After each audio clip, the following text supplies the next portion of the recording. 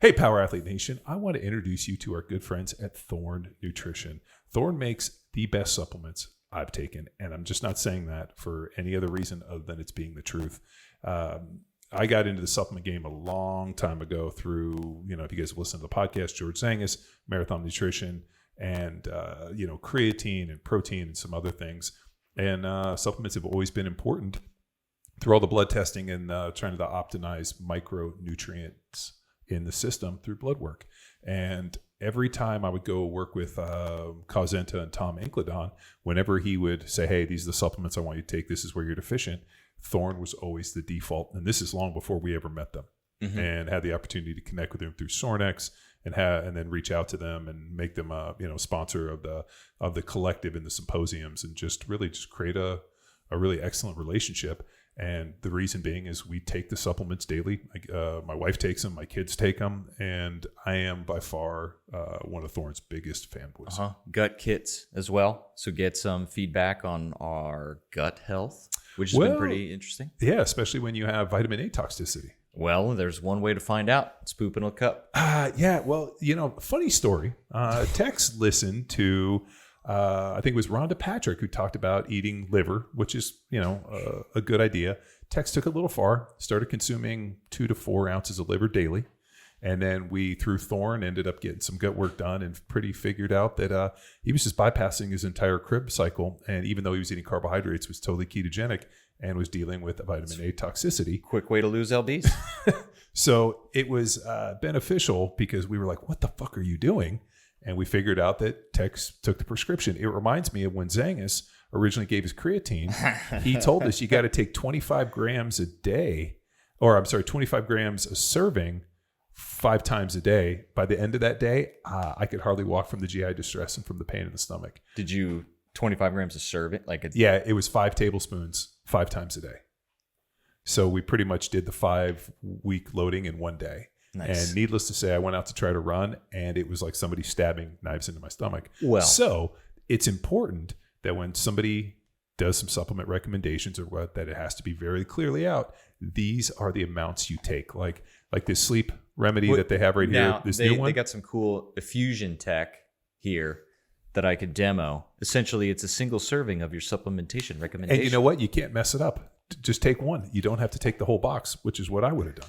Also true. Yeah. So you can either, I guess, put this guy in a little water bottle or just take it to the face. Yeah. That's just like how we roll. But, all kidding aside and all jokes, Thorne has been a cornerstone of not only my nutrition and my supplement routine for a lot of years. After, working with Dr. Incledon and taking other brands and then going back and getting tested and not seeing noticeable changes. The one thing that's really nice about Thorne is you get what's in the package. It's the highest level tested. And I think if you're going to spend money on supplements, Thorne's the only way to go. So if you're interested to see what I take, you can go to thorne.com/u/powerathlete. It's thorne.com/u/powerathlete. We'll have those in the show notes. And 20% off. And you also get 20% off. So you'll see the supplement stack, the stuff I recommend, and the stuff that I'm taking. And if you wanna buy in, you'll get a 20% discount on anything. Not just the stuff in our cart, but if you're interested in what we're taking, you can check it out at thorne.com/u/powerathlete. And if you want to enjoy the episode, now tune in to Power Athlete Radio and the magical, angelic voices of Mr. McQuilkin and myself. So bye. McQuilkin, how you doing today? Incredible. Good. Having a good year. Yeah. How are you? It's been a great year. It's a wonderful year. No, I'm doing well. Little tired today. I had a long weekend. Well, I feel you work hard on your weekends. Man, I need to quit this normal job so I can just focus on my side hustles and my projects. But finished up got a bunch of welding done on the staircase here where you see the podcast room. In the next room over where the office is, there's a loft and there's a ladder, which makes it hard to get stuff up. So I've been building a staircase. So built the platform, finally welded up all the runners, got those mounted. And now I got to take some more measurements, make the bottom part, and then I'll put in the treads. So that piece. And then Saturday, finished cutting down the rest of those oak trees in the back. Had to cut the lawn, drag the harrow because there's a ton of horse shit I had to break up. Pretty interesting though.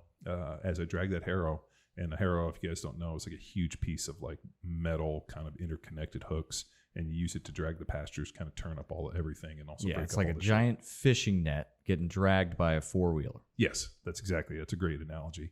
But yeah, now we got a couple trips scheduled, so I'm excited for that, and just got a lot of, man, it feels like all of a sudden the year is already booking up. We got the Coaches Collective coming in September. We got a private gig in October coming through. A little FSU game. Yeah, that's another one. I got a trip out to go. I got to confirm today, go out and work with the guys at Charlotte Football, and then maybe a trip overseas. So we'll see how that one pans out. So we just got a lot of stuff going on. And then we're kicking ass here. We got the remote coaching thing coming down the pipeline, which I'm excited about. And man, we just got just a lot of stuff happening at Warp Speed. As always. Well, we're not going to stop empowering and educating. Can't stop, won't stop. That's right. That's what Power Athlete Podcast is for. And we have a special question about, this is all you. I'm going to help facilitate for our listener. Well, but you're the expert in this. I have a feeling they probably got it wrong, so I'll have to straighten them out a little bit, but we'll go from there. All right. Here is our caller. Sweet. Right on. Morning, guys. It's Mike from North Carolina. I got a question for the crew. So, oftentimes John has talked about and kind of breezed over how he was insulin insensitive at one time during his career, and that he fixed it over the course of about a year. But he's never really gone that into it. And currently, myself and some of my coworkers in the military, we found that we are the same right now. We're a little insulin insensitive.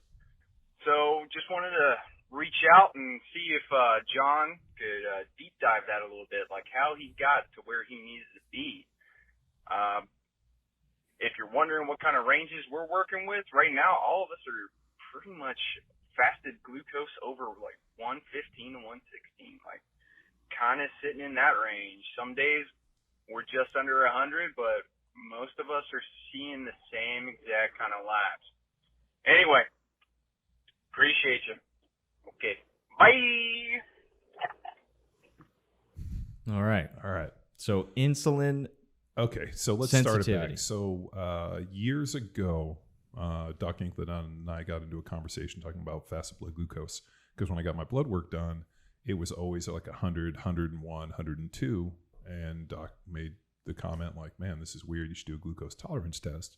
So we did a glucose tolerance test, which I was fine, and I ended up going and getting a blood glucose meter and checking my blood sugar pretty religiously.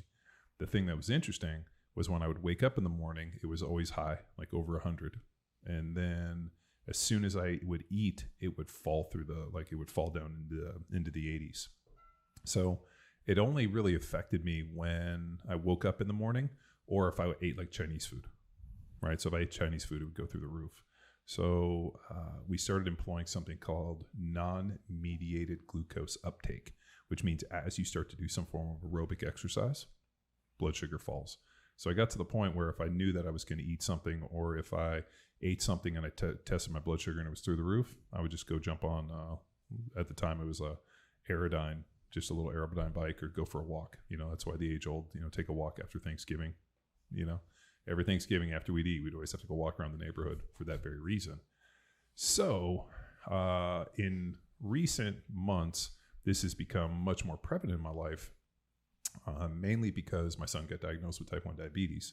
So now, you guys can't see it, maybe you can, but like I got this thing on the back of my arm, which is called a constant glucose meter. So now I test my blood sugar all day. Mm-hmm. And my son wears one, so we can test his and monitor him, and shoots it to an iPhone app.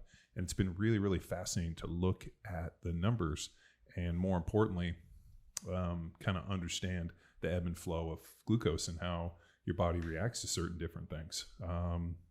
But that's a little more specialized. You guys can check it out, and if you wanted to really deep dive into that one. But let's get into a few of the mechanisms that control blood sugar, and more importantly, things that you should be focusing on. One, big aerobic capacity. Aerobic work, that non-mediated glucose uptake is a key factor. So We also know that lifting weights increases insulin sensitivity.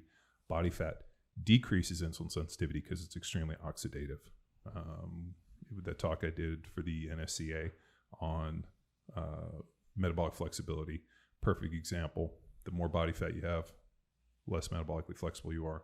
The more muscle you carry, low amount of body fat, the more metabolically flexible you are. So what things might contribute to waking up first thing in the morning with blood glucose being high? One of them is crappy sleep.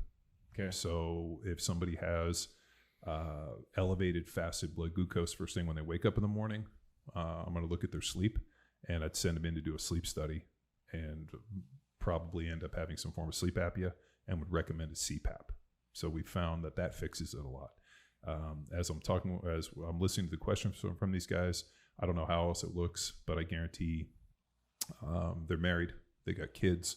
Crappy sleep always associated with kids and being married. It's not like you get to just go home and hide. So I would definitely get into a sleep study, see if a CPAP is something that would help you be a lot more rested. The other key one that raises blood or is going to raise blood sugar is cortisol and stress. So how stressed are you? Are you in a job where you're up all night and you're a shift worker, where you're working all night and sleep all day? That will definitely mess up your cortisol. Are you pounding a ton of coffee, energy drinks? What are you doing to pump up cortisol? Opiates, alcohol, other key ones. So the other key one I would look at is nutrient deficiencies. So real low in B vitamins. I pulled up one study that showed that vitamin D, B12, and folic acid levels, when they were low, it was greatly associated with poor insulin resistance in non-diabetic individuals. And it was even much greater in those that are obese, obviously, because as we know, fat being oxidative, compounding. So that's something to look at. So crappy sleep definitely raise insulin sensitivity. Excess body fat will decrease insulin sensitivity, raise blood glucose. Nutrient deficiency, right? Low in B vitamins, especially. Also, vitamin D and some other factors. And then, well, he provided some extra information as a follow-up, essentially aiming to eat as keto as possible with a handful of berries. See, here's the thing. I don't know, okay, so there's certain foods spike insulin or spike blood sugar, which spikes insulin in response. But a lot of times, I think we've seen people not necessarily have great blood glucose. Like you can manage it through a low carb diet, but then what happens if you do eat some carbs? Then all of a sudden you have this rocket effect. So I don't always recommend that people follow a to the T ketogenic diet. What I like to do is see them actually eat more of a balanced diet and have more carbohydrates. Just find what foods spike you the least. Mm-hmm. Like for example, 50 grams of carbohydrates from white potatoes will shoot me through the roof. 50 grams from other places doesn't really mess with me. So I started figuring out that corn and white potatoes absolutely just blew me through the roof. So I don't eat those anymore. And if I do eat something that I know is going to spike me, I'll take a supplement with it. So the two I really like is berberine. So 1 gram of berberine per day lowers fasted blood glucose by about 20%. All right. Fasted blood sugar by about 20%. Alpha lipoic acid, 500 milligrams 3 times a day with meals, and then cinnamon extract. So I kind of alternate between those different ones. So I have a cinnamon extract that I'll take. I'll use alpha lipoic acid, and I use berberine. I kind of alternate. I'll take one for a couple of days, and I kind of keep mixing them because I found that if I use the same one over and over again, it just had a diminishing effect. But for the most part, and then this was also another crazy deal.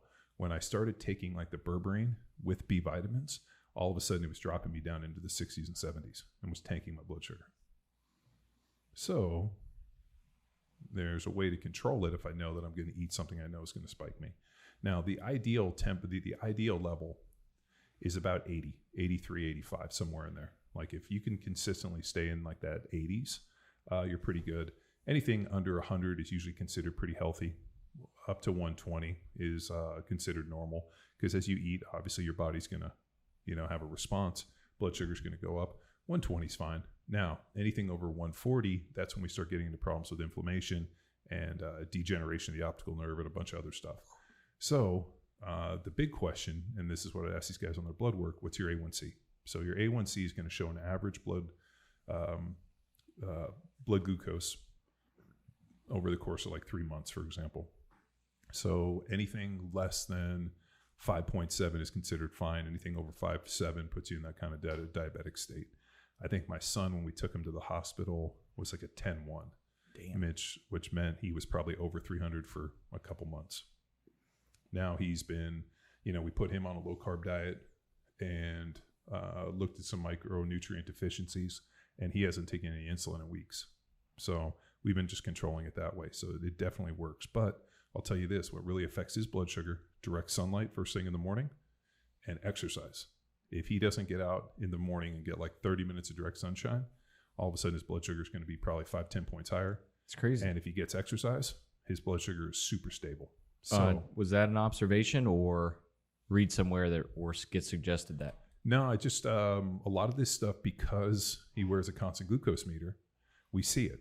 Mm-hmm. And all of a sudden you kind of do things, like all of a sudden you're outside where like we got up early, went and played in the pool, and he was out in the pool for about an hour. We played in the sun, and all of a sudden his blood sugar was like consistent and low the whole day, regardless of what he did.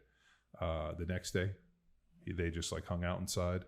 We went somewhere in the car. He didn't get outside and get all that direct sunshine, not until a little later in the day, and his blood sugar was way more kind of like this.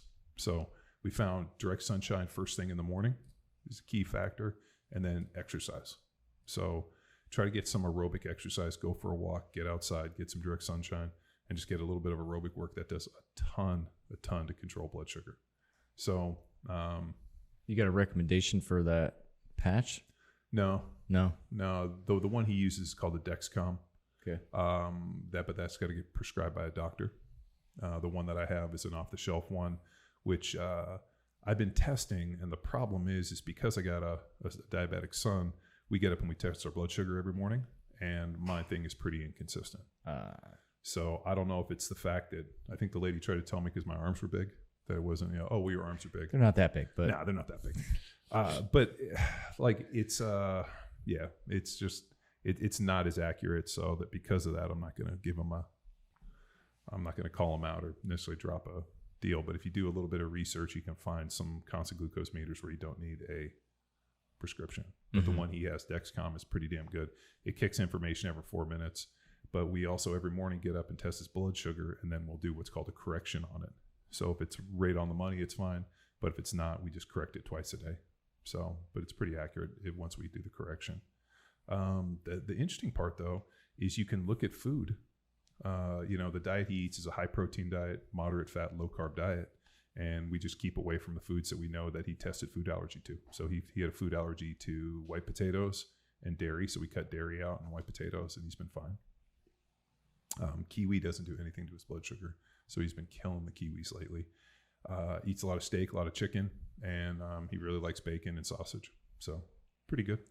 Well, these guys got to perform as well. So I'm sure. Yeah. How do you think they're? I would not recommend a low carb diet for these guys. Yeah. How do you think they're supplementing? Just more caffeine or just gutting it through? No. What are they doing wrong? Is all I'm asking. Well, I think what they need to do, and I don't know what these guys. I mean, I know they're in North Carolina, so they're at Fort Bragg. I don't know what side of the house they're on. Whether they're on the soft side or on the on the other side where we worked with the 18th Airborne Corps or whatnot. But my biggest thing I'd start with is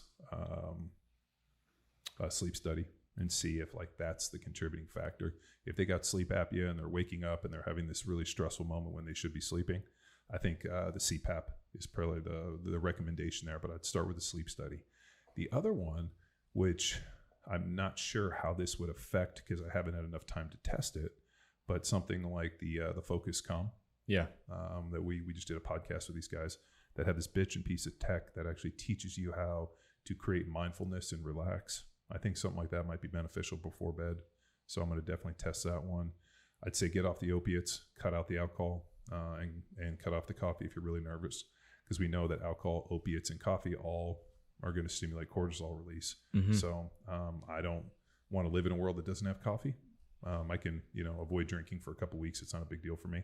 I do like to drink coffee, so I usually drink it first thing in the morning. Obviously, you want cortisol to be high in the morning, and then it titrates over the course of the day.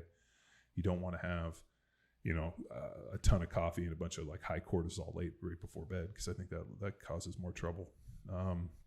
Aerobic work, make sure you're getting some form of aerobic exercise at least every day. Whether it's a walk with the family, 10, 20 minutes on the assault bike. It doesn't have to be crippling. 70, take your heart rate, 220 minus your age, take 70% of that and stay in that zone for 20 minutes. We know some SF guys that have overdone the exercise. Yeah. What are some telltale signs that they're overworking out that could be contributing to cortisol? So yeah, they can mess up their cortisol, fry the adrenals, and then all they do is they just kind of pop it on the backside of it and start trying to make up for it. And I think you would see that definitely with elevated fasted blood glucose levels. Any signs on the body, like fat accumulating certain places? Rob Wolf and Woodsky would know way more about this than I do.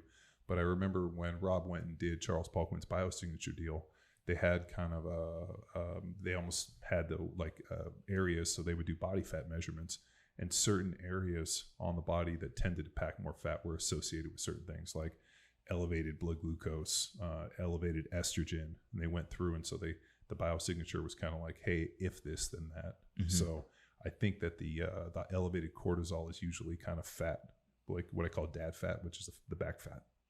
Which is funny because I didn't have that until I had kids. And then all of a sudden I got up one day and I was like, ooh, what is that? And I remember talking to Rob. He's like, oh, that's we call that dad fat. That's what you get from not sleeping, and that's from high cortisol. So definitely check out the sleep study, CPAP. You can also do a cortisol test and see how your cortisol is working. Avoid opiates, alcohol, limit the coffee, reduce body fat.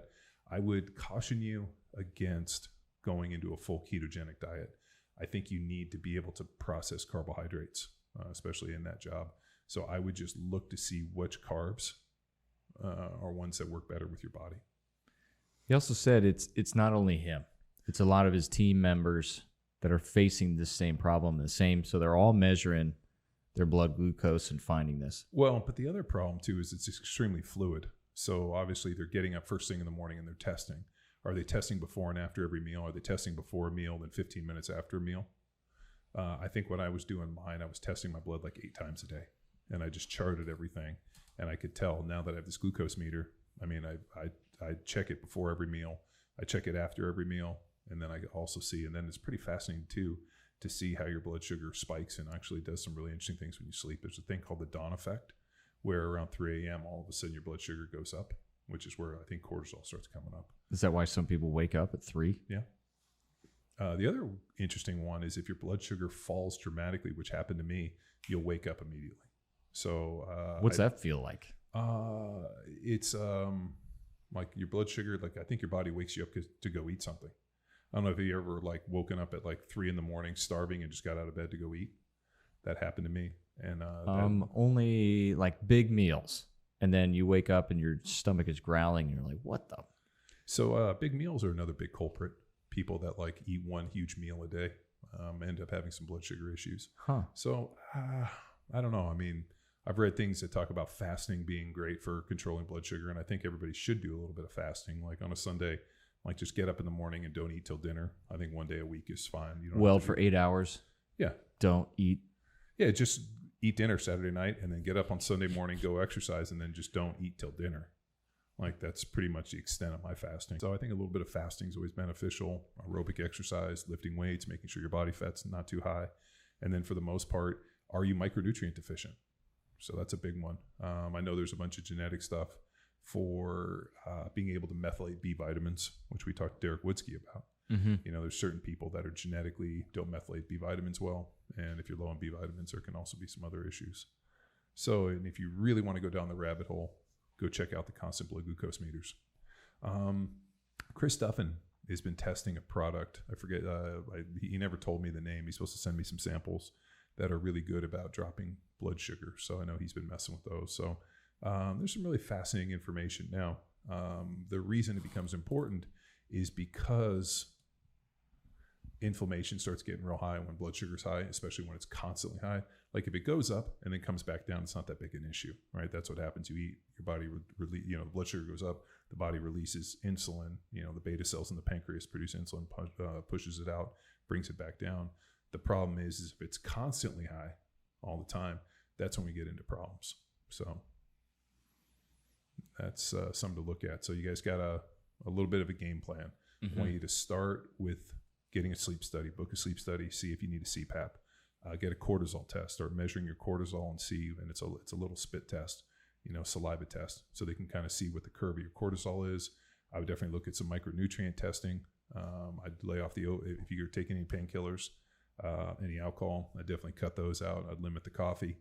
And if you can start kind of figuring out what foods cause you to react, I would cut those out. And if you really want to get into the supplementation, you can look for something like alpha lipoic acid, berberine, or cinnamon extract to control blood sugar. Boom. Cool. A lot to test, retest, and dial it in. Oh, yeah. And make sure you're lifting weights. That's another big one. Lifting weights improves insulin sensitivity. Boom. Asked and answered? Yeah, that's good. As always, hit us up. You got any more questions on the old hotline? 929-464-464. 0? 929-ING-ING. 0. Yeah, and a review. We need some reviews. Yes. So obviously you should, if this was your question, get you and your buddies, go smash a 5-star review anywhere that you can review the podcast. We could use some 5 stars. If they are extremely funny, hilarious, and up to what we would consider like the level at which we should expect from our power athlete reviewers, we'll get old Chauncey to read it. That's right. And yeah, we can drop some more of those. Maybe throw one in the end of the show here, Charles, so they can get an experience of old Chauncey. Just to old Chauncey. How would you describe him? English. English?